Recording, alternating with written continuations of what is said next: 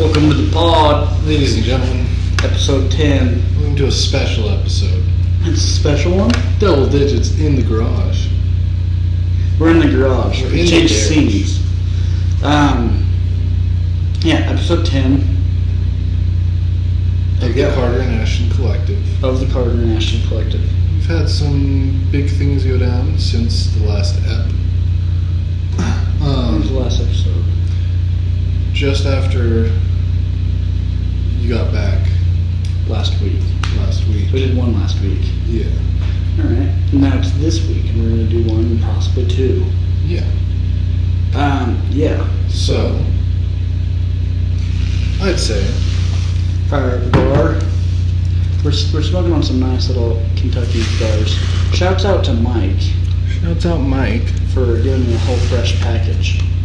Do your best on opening them, Johnnies. Thought we might smoke a little dart. If you're in the garage. If we're in the garage, and I haven't fucking partaken in any smokables in a good while, probably like the longest it's ever been in my entire life. I hit a vape last Friday, and let me tell you this about vapes. Tell me. It does shrink your penis. Is that, are you speaking from experience? It makes me feel that way because Dang. vapes are just pussy. You don't feel satisfied after hitting it. They don't ever taste that great. And the buzz, the whole reason you're doing it is nothing compared to something like this. As well as if you have a vape, you're gonna hit it too much. Find me somebody who has a vape and they don't hit it too much. Please. Yeah, vapes are lame. What's that little thing there? It's a moisture packet to control the humidities. Pick your gar, my lord. You know what? These might actually be different ones. They look a little diff. They have a different, whatever that little thing's called. Kentucky Fire Cured. Yeah, buddy. They have a little the little thing wrapped around it is different than The band. the band. Is different than those other ones I've had. Yeah, I probably haven't smoked a cigar in like over 100 days. Yeah, I haven't smoked quality nicotine in a while. Oh. Smells different than those other ones too. Oh yeah, you can smell the fire cure for sure. You can. That's odd. Smells like campfire. Just give it a nice little break.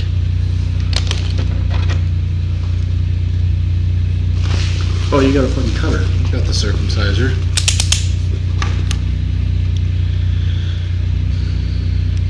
They do feel a little dry, I'm not gonna lie. Oh, that's okay. Just put it in my foot. It's a good size. Oh, still sweet. I'm incredibly stoked about it still. As am I. Oh, I'll wait for that. Yeah, but things are going good. You can't see over here. I'm not going to move the camera because it took me forever to set up. Even though it's a shit camera, it doesn't fucking stabilize. But we got a nice ice bath, so we'll drop some content on the ice bath about some fucking... Take some videos of us looking like fools hopping in it. Yeah. We're gonna set it to way too cold for the first time and then determine that we need to raise the temperature probably. Yeah. Oh, that's delicious. That's a good gar. A gar and coconut water, just for you folks out there, is a fire combo. Doesn't hit the same as cigar and whiskey, obviously. It's a classic for a reason, but No, it's pretty similar to that same gar. The little ones. I like the little ones. Love But I'm them. not fucking a regular cigar smoker. So, I would like to tell the tale just real quick to start out the pod. I mentioned it briefly on the last one. Ashton had the whole last episode to talk about his thing. It was dope. I'm gonna go to it probably. He convinced me. I attempted to climb a mountain by myself. It's called Provo Peak. And Provo Peak by itself is a reasonably hard hike. If you just go to the base of the mountain and hike up it. I decided it's only 2 miles if you just do Provo Peak, or like 2.5 miles. So I was like, I want to climb longer. So for those of you who live in Utah, you're probably familiar with the Y. Alright? Start at the bottom of the Y, climb up. That in itself is a decent hike. It's not hard, anybody could do it, but if you go fast, you get a decent workout. Do that, climb over, you go up that to the right, around, up the mountain a little bit. Beautiful hike. Fall colors are changing. Looks amazing. I'm trugging along, trying to get there. I started late in the day. Going. I'm feeling good. I pass like 2 hikers, and you take a left, go up the mountain a little bit more. About 5 miles in, you drop down into the valley, and then you begin your ascent up Provo Peak.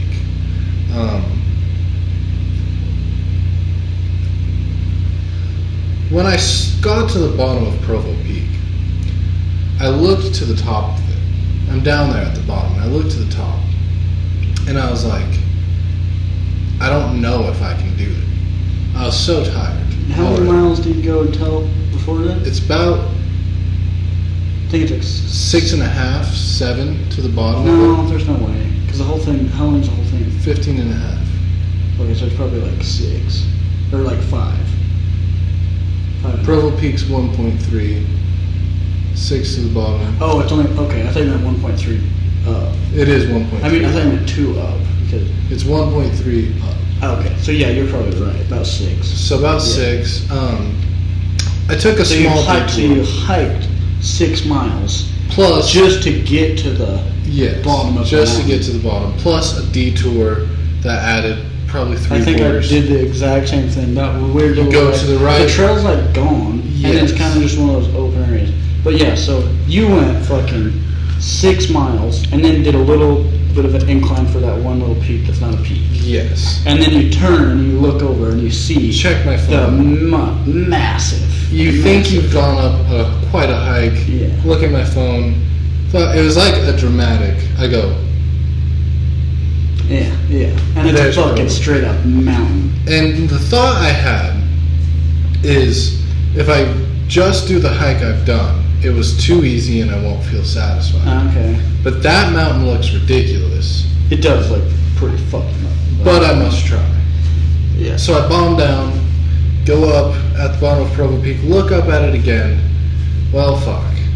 Start going up. You go up a vehicular road, like an ATV road. The vehicular road. Big What roads. kind of other roads are there? Yeah. Foot roads. The trail. You go up the road, and then there's a stack of rocks, and I was like, well, this must indicate the Right. beginning of the Okay, I climb. remember what you're talking about. Yep. Soon as you start going up it, it is so freaking steep. Actually, let me check All Trails real quick, because it'll tell you the grade of. Yeah, it's probably like 15-17%. So ridiculous. Yeah. As soon as you start climbing up this mountain, it's straight up, and it's not an easy terrain either. It's like loose rock, and you can't really get good footing the entire time you go up it. Big step ups. Yeah, it really is. It's ridiculous. So let's see here. This will tell,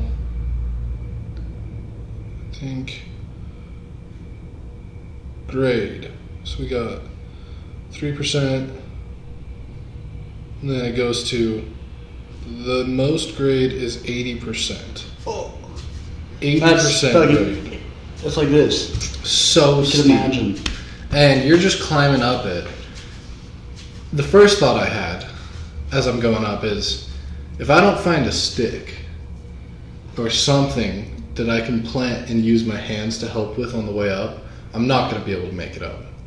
Literally, I walked for 5 more minutes, perfect looking root stick on the ground. I have it with me now, it's my hero. Grab the stick. It's dirty as fuck, Doesn't look like it could hold any weight. Super light. Did not break one bit. Using the stick to go up. And I'm keep on going up. Had to shit. I had to shit so bad. After I got to the Y. Once I hit the Y, I had to shit. And then I just kept hiking. And asked 2 people if they had toilet paper. Nobody had toilet paper. Had nowhere to shit. So I just kept going, holding it in, but it was starting to like make my stomach hurt. Right. Going up, I'm halfway up Provo Peak. Check the OnX, and it's like I got about a mile left. Or like 0.89 or something. See a kid coming down, and I was like, how is it? And he's like, oh man, it's so rough. And I was like, dang. And I was like, am I close? And he's like, not at all. And I was like, well, if there's only a mile, how could I not be close? Do you have any toilet paper? No, I don't. Alright, thanks, bro. Keep going up. I see now what he means, why I wasn't close. Because it's so steep, the equivalent of 1 mile is like 5 miles on regular terrain almost, it feels like. Maybe like 3 miles. A regular hike of 3 miles is the equivalent to 1 mile going, or even more. It's so ridiculous. But I'm going up, stop like 3 times, and I would turn around and look back down, and I'd think to myself, I should probably turn back. And I'd look down, and I'd look back up, and I'd look down, and I'd be like, well, you're not that tired, so just keep going till you get that tired. Thus, I keep climbing. Going up some more, happens 2 more times where I do that. Finally, I'm at this point, there's a little bit of a ledge where I could like sit on it, sat on it for a minute, drink a tiny bit of water, turn around, look down, I'm like, I think this is it. I should probably turn back. Just then I hear some boots coming down. 2 friendly fellas, might be angels, because Ashton and Paul met them climbing a mountain as well. And I'm talking to them, I'm like, yeah, I think I'm just about to turn back. I low on water, have barely any food. And they're like, dude, you're like 10 minutes from the top. You're gonna regret it if you don't keep on going. And I was like, alright, I'll keep going. And they were like, do you want some food? And I was like, what do you have? And they're all, spicy jalapeno pistachios and Airheads candy. And I was like, I'll take 2 of the Airheads candies, please. A little bit of sugar. Last thing I wanted was to eat the pistachios, though. That would just make me thirsty. Keep on going, get to the top. As I'm cresting over, overcome with emotions. Literally just the thought of, I did it. I did this by myself. Nobody made me do it. Probably one of the hardest climbs in the Wasatch. Compared to what we've done, it's way harder than Nebo, way harder than Temp, harder than any of the other average hikes we've done, obviously. Especially alone. Not supported by the freaking motivation from the boys. Definitely makes a difference. So, at the top, I'm sitting down for a second, I eat my 2 kiwis, eat the Airheads candy they give me, drink the rest of the water I have. So I brought 40 total ounces of water for what ended up being a 15.5 mile hike. Not enough water. So I drank about 20 ounces getting to the top. At the top, I drank pretty much all of the 20 ounces, save a sip, start going back down. Climb down's brutal, my knees are killing me. Get down Provo Peak after going nice and slow with my stick. Go down to the bottom. I'm walking past these people who are parked at the bottom, and I almost went and like asked them for some water, but I was just like, it'll be weird. I didn't do it. It probably wouldn't even be that weird to be like, hey, do you guys have any extra water? Yeah. But in my head, I was like, it'd be weird. So I just keep going. Then you have to climb back up a little bit, and I got to the top of that little climb, and I just had to sit down for a second, and I seriously pondered. I was like, I'm either going to have to call one of my roommates and have them come pick me up, or I'm going to have to call emergency services because I'm so thirsty and I'm so tired and my stomach hurts so bad. After sitting there for a minute, deemed I think I can make it back. It's also way cooler if I do, so I make it back. Moral of the story is, you can do hard things. That's definitely a hard thing. It's not easy. Yeah. And I felt accomplished. Yeah, I am sure. Because, yeah, a hike like that in general, it's a big deal. A hike like that on your own is a big deal. Hike like that on your own without enough water. It's not the summer heat, but it's still pretty fucking hot. It was, 70s on the mountain. Yeah, that is a big deal, and I'm sure you do feel quite accomplished as soon as you summit that, and you're like, God, thank God. But that feeling of being like, I don't know if I'm going to be able to make it back, that feeling is real. It's a different kind of feeling. You are like, fuck. You're like, maybe I should have fucking flagged down that dude back there. Yeah, literally. Passing your mind. Yeah. Yeah, that feeling's a good feeling to live some life in. Live a little. You know what I mean? Yeah. That is definitely a little bit on the edge. Because, one false step and you're done for. And you can't really do stuff like that when you're old because you're not as stable. You know what I mean? No. And also... Yeah. Especially on that trail, there's not that many people that go on it. So it's pretty... I passed... Maybe like 1 or 2 people. 2 people hiking with each other, a couple, and then the 2 people coming down. So 4 people total. It's a not as well-traveled hike. But no, I mean, that place is it's a fucking difficult hike. Yeah, it for sure is. But yeah, well, good work on that because that one's fucking brutal. Thank you.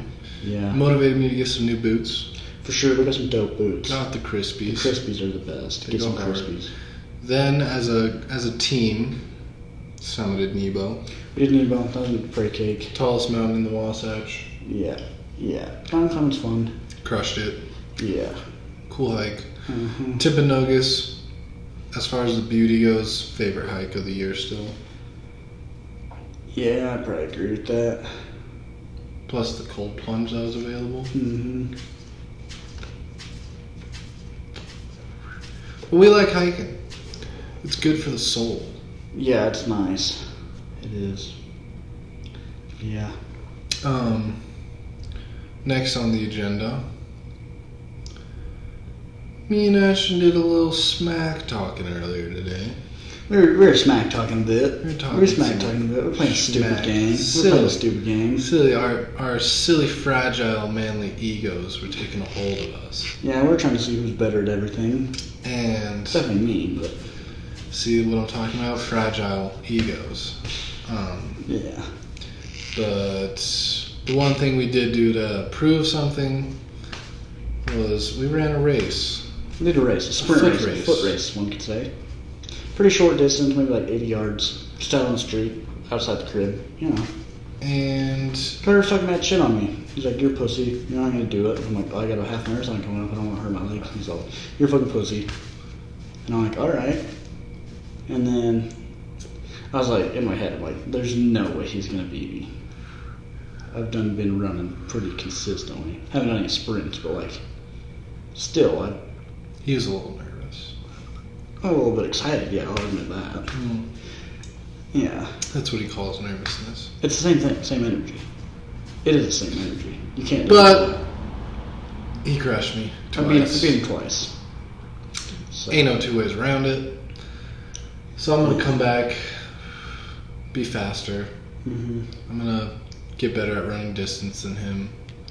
I'm gonna get stronger in the gym, and it's just gonna be simple as that, really. Perfect. Beautiful. It's gonna be really that Maybe simple. finally someone in the house can start competing with me. I've been waiting. I bet Lenny or Paul beat you in the sprint. Beautiful. I love it. Paul's confidence, Kind of shook me, not gonna lie. I liked it. It Same. excited me. If No, he was but- just like, I don't really want to. Yeah, because I'm definitely not good at sprinting. I'm not good at running in general, but I I just bet done Paul's more than quick. all the people in the house. Paul seemed like he'd be a fast man. He's burnt. But yeah, so that's a little bit of stuff. But like, so So yeah, and life's pretty dope. Life's pretty cool. I've been thinking, life is what you make it, and you ended up here because of decisions you made, you know, and you're the one that has always answered the decisions in your head. There's not someone else that's answering them for you. You might be able to use someone else's information, but you're the person that decides at the end of the day, and you've decided to end up here. So, with that being said, I'm like, okay, well then where do I want to end up being in a few months from now? In 6 months from now, you know what I mean? In a year from now. And at the current trajectory, I'm thinking, I'm like, I can see that there definitely is the topic we were just talking about, the competitive, competitive edge, the competitive energy that men have, especially when they're in close proximity. That's like power. That'll make you fucking go to war. You know what I mean? It really will. Dead serious. Imagine how it feels when you're a fucking soldier going to war with your boys. You probably feel like bulletproof. You probably do. Imagine if you had 10 wills on your team, and you're like, I don't give a fuck. No one's gonna kill me. You know what I mean? You following me at all? The competitive fucking energy. I know what you're saying. Okay, so just let me keep going. But because obviously it's a real feeling. Yes. You go out night in town with just the boys, walking around, and you're like, I don't give a fuck who it is. We got it. You know what I mean? So that energy, we do have that at our access, at our fingertips. You didn't in the past, because you weren't living with your boys. Same here. I was living with a guy that needs to work on some things. But we do have that now. We have a pretty cool living situation in terms of what the crib is, how things work out. What I'm getting to is if you were looking at our current situation from the 30,000 foot view, you would be like, dang, they got these resources at their fingertips. It'd be crazy if they really used them. And one of them is the male competitive thing. The other is, it kind of goes hand in hand with that, but like, if we were, anything that we're really interested in, we have unlimited energy, basically. You know what I mean? Yeah. Like, if there's something where you're like, we gotta do it. We gotta stay up till 10 every night, 12 every night. When we're gonna climb up 10, wake up at 2 in the morning. Easy wake up. Yeah. You don't sleep in at all. Even Nebo, I mean, we didn't wake up that early, but we did stay out till 12, 11. I got home at like almost 1. Still woke up at 6. Exactly. So like, which isn't the craziest thing ever. But no, but the point is that you're able to dig a little bit deeper in things that you're extremely excited in. So if you're looking at our situation from a 30,000 foot view, and you're like your 25-year-old self, 30-year-old self, looking back, and you're like, damn, I'm really glad I did that, or I wish I would have done that. I know it's a pretty impossible question, but like, what would you think we should be doing? You know? using our bodies to make money. What do you mean by that? Really? That's what you think? We're handsome young boys. I bet there's some cougars But who like- pay us for wienering services. Yeah, I'm not doing that though. Oh. No. Doing some type. The easiest thing to exchange is your time. To exchange for money is your time. What we have, what you and I have specifically, is a lot of time, Right. a lot of strength, and a lot of energy. Okay. So, we should utilize that to make money. Because you can do something that doesn't require skill, but it requires time and energy, excluding strength. And people don't want to do it because it requires time and energy. Yeah, but what do you think about the idea that you get paid in proportion to the problems you solve? That still falls in line with what we're doing. No, but okay, so yes, like you would agree with that. So problems you can solve with physical force and working manual labor aren't that hard to solve. Anyone with an able body could do it. But not everyone has an able body. But Not everyone basically, wants I to mean, do it. Yeah, but so what? The problems you so can say- solve for a very old person are worth a lot because they don't have. But the ability like to do it. landscaping, or like what are you talking about? Trash removal. Trash removal. Yeah. And so Because a lot of people don't want to do that. Also, the people who let trash build up are the kind who would let somebody else get rid of it for them, or you don't have the time. We would have the time. that's a good point. Now, I'm not opposed So that's to calling some wealthy benefactors right. and saying, hey, what problems do you have that we can solve, or we can Right. take off your plate for a sum of money? Well, Here's my pondering behind it. okay. And I'm not saying that it's not viable, and I do think we should try it. Let me preface it with that. My thoughts are, one, the way it'll work is if they haven't thought about it yet. Because if they haven't thought about it, and then we bring it to them and they're like, yeah, that's a good point, I've never thought about that. Okay, there's this thing. So that could work. But if they'd thought about it already, had an answer in their head right away, that means they've been thinking about it and have actively been deciding not to pay somebody else to do it because it's not worth their time. So It's not worth whose time. it's not. Sorry, not time. It's not worth their money. Okay, so that's not the right problem then. So we can figure out something. That's why I'm still saying we should try and do it. But if we were good at something that we had done some research on and found was a common nuisance to wealthy people, and we got good at solving that problem, we'd be better off than just going to wealthy people and saying, what problem do you have that Well, we how can do you? fix?" Okay, but how do you know what problems wealthy people have if you don't talk to them? Well, that was the first part of what I said. Okay, That's here we why go. we should talk to But them. then also, like, if they, and I'm not just gonna try and pick apart everything you say, but like, if it's a problem that they've already thought about and it's not worth their money, then that's not the problems that we need to solve. We Right. need to solve problems for them that they do have that the margin makes sense. That the margin of them paying for it would create them more value. And one of them is, and like it's one of the biggest restraints with many companies. And so first off, just to get one thing out there, like the trash removal rule is a good idea. I don't think it's a bad idea. The only thing is, it's only a one-time service. So you get a customer once, you only get paid once. Okay, it's not a bad thing, but you have to find a kill and kill it every single day. You don't just get to be like, yeah, this is our guy. We do it for him once a month, get paid X.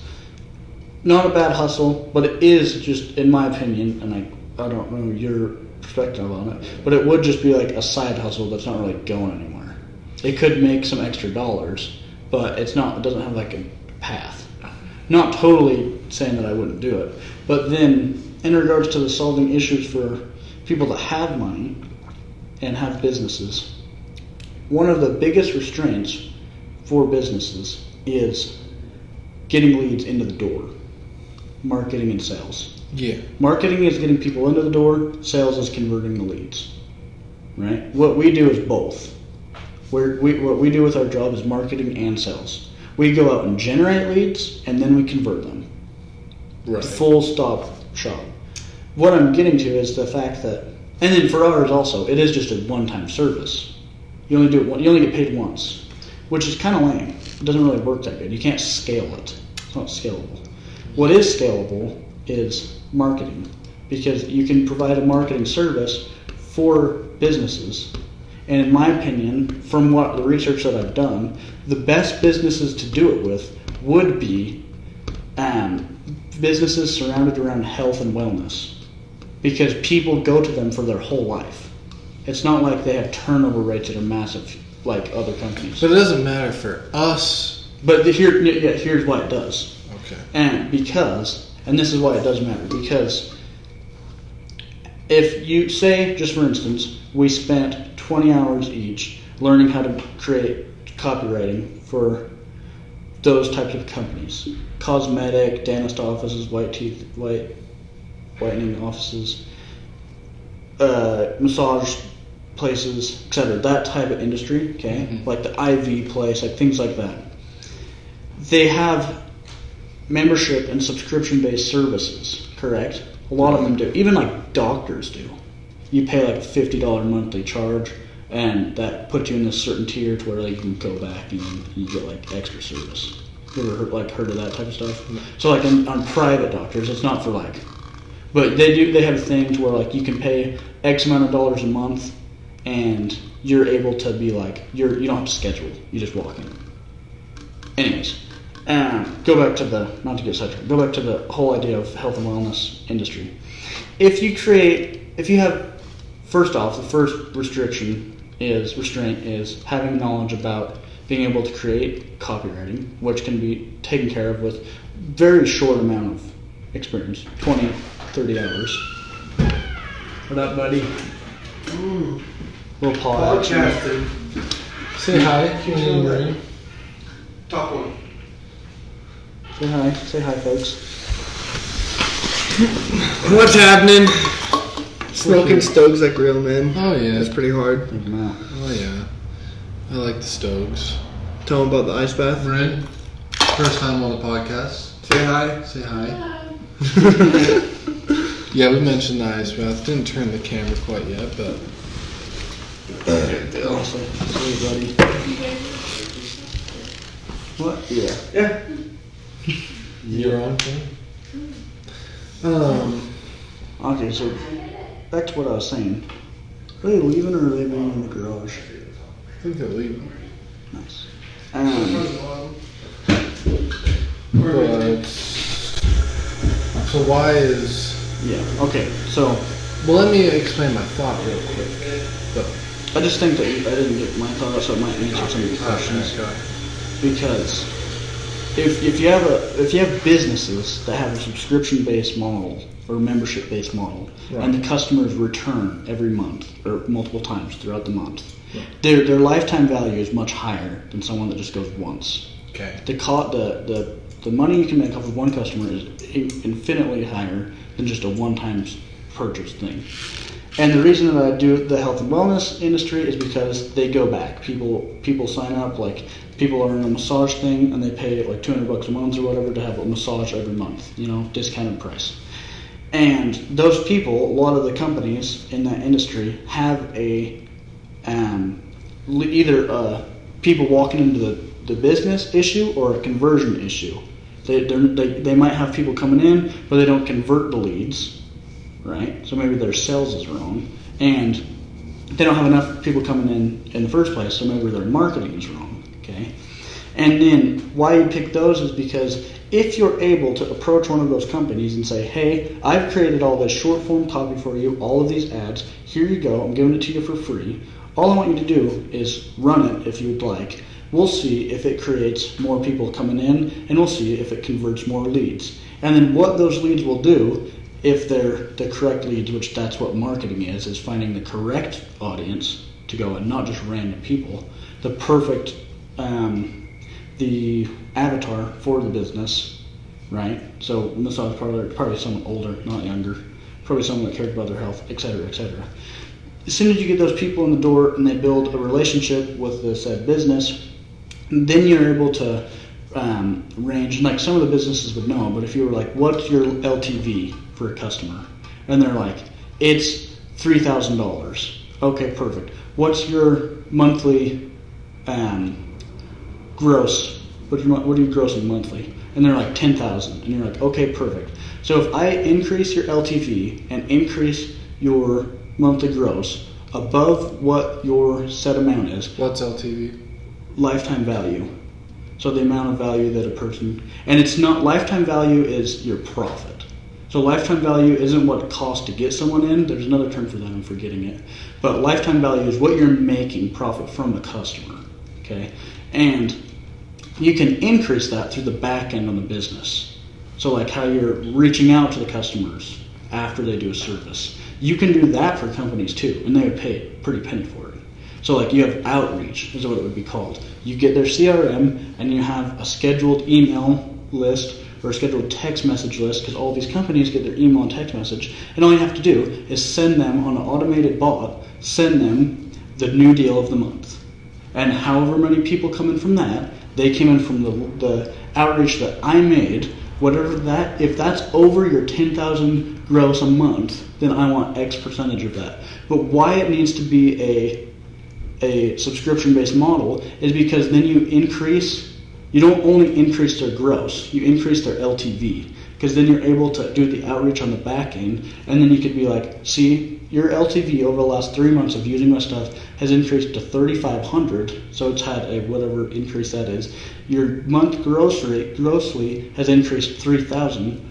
All I would ask for you is 5% of the amount above your average grossly income for a month, and the best part about it is if they have a good product, good services, etc., the same people will keep going back. So you're making money again and again and again off the same people that are going back, also while creating new leads to come in.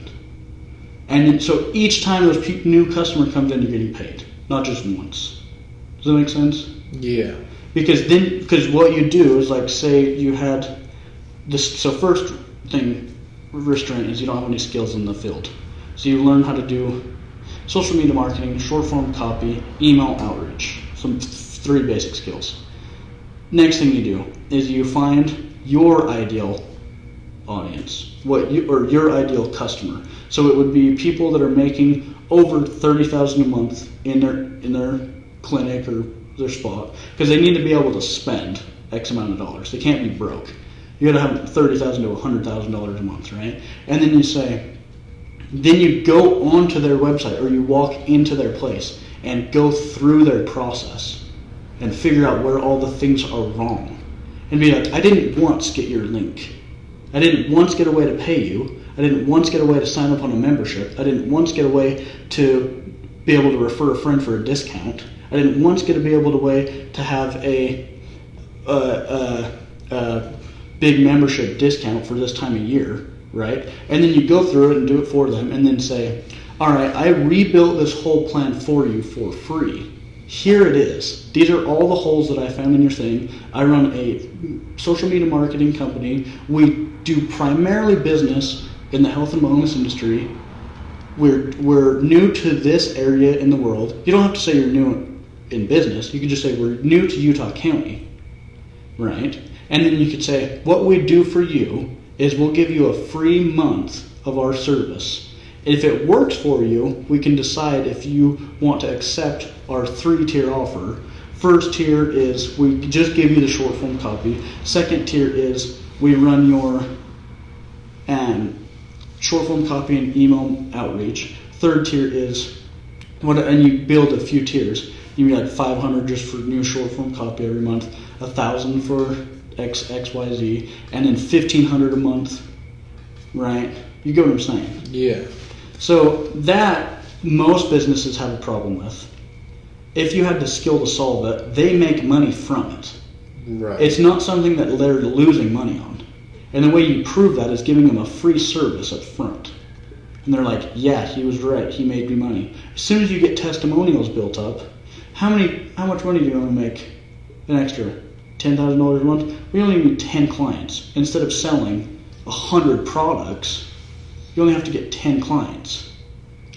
Yeah, I see what you're saying. I do. It does sound solid. My pondering. We would be more valuable to a company with a high turnover rate because they're more dependent on new customers coming in, which means they're more dependent on marketing.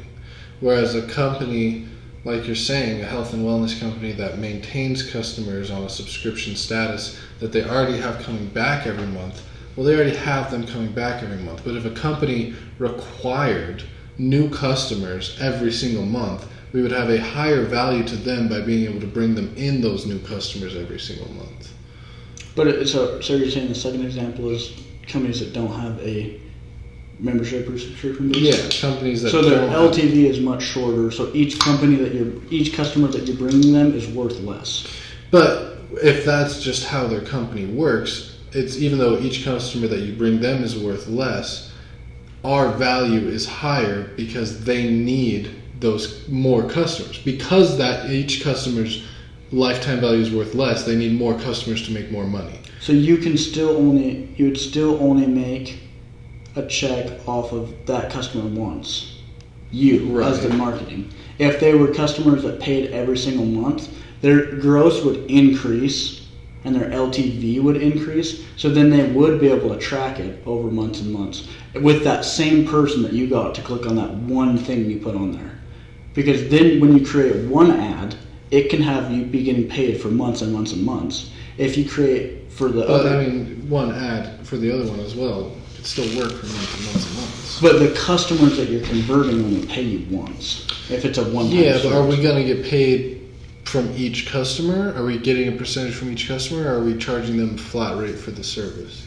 I think the irresistible offer route would say Is charge them for a percentage over profit that they already make. How could they say no? But you could do that either way.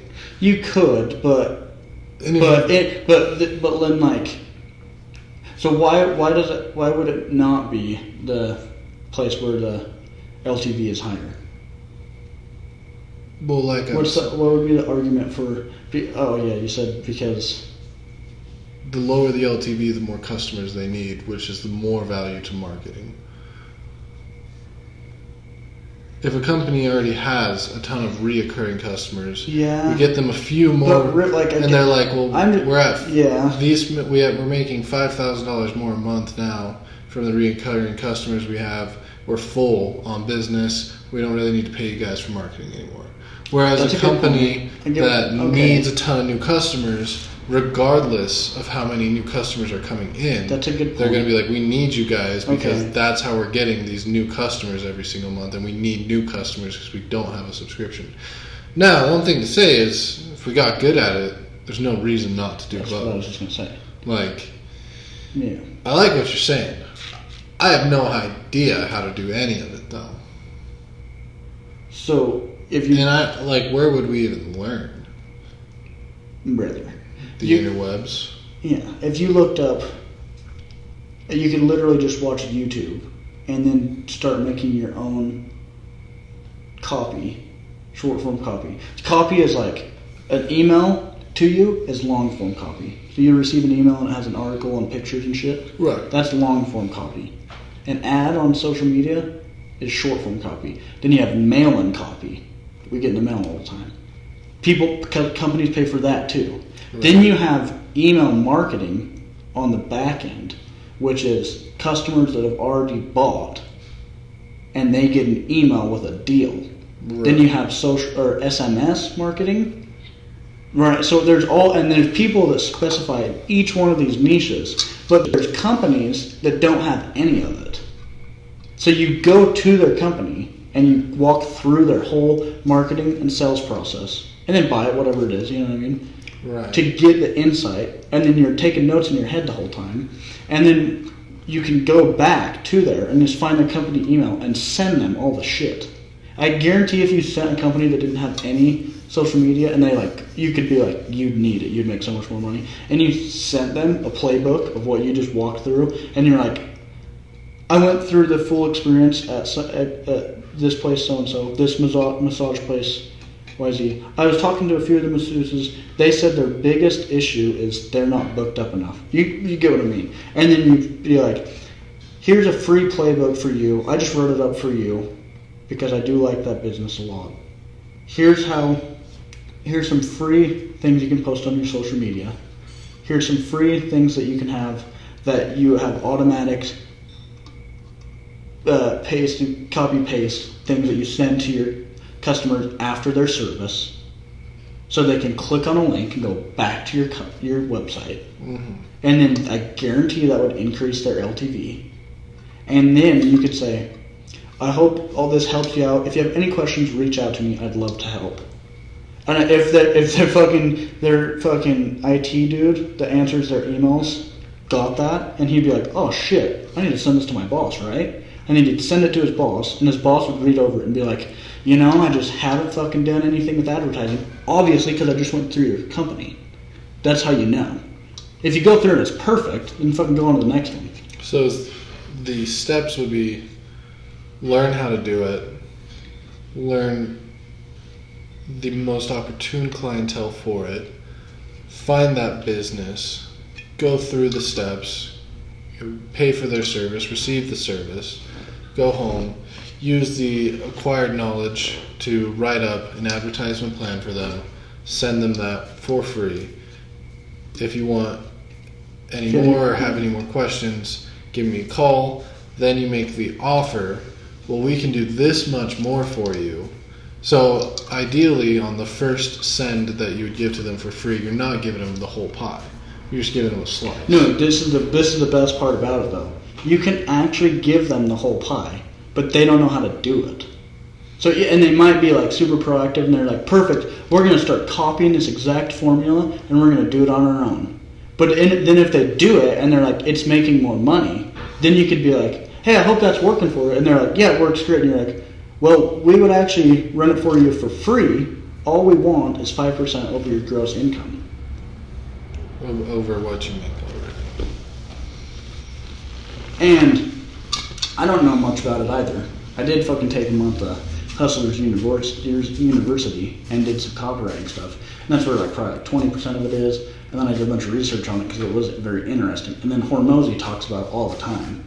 And anyways, I think that if you actually put 20 to 40 hours into learning copywriting or email marketing or any specific thing, right? Or generally, just in general. Yeah. You could come up with enough consciousness to come up with a service that you could provide. And the best part about it is, and I just said health and wellness because they do have people coming in and they do, our industry where they do need more people. Right. You know what I mean? And I bet most businesses want more customers. so, and that's a service that you can provide to basically any company. If we did it to Chet for free, you know what I mean? Yeah. He would be like, this is dope. Learn how to build a ClickFunnels. Anyways, I think it's about time to wrap it. Yeah, we're going for an hour. So, these are our ponderings. I would like to say, just before we fully salute off, the reason is we want to be winners, and I want to get into real estate more than anything else, but it requires I capital. want to take a piss more than anything else. This guy, you get about 2 hours with him. If you're lucky, 3, and he's got a rip one. But That's episode 10 for you folks. episode 10, the Carter and Ashton Collective in the garage at night. Signing out.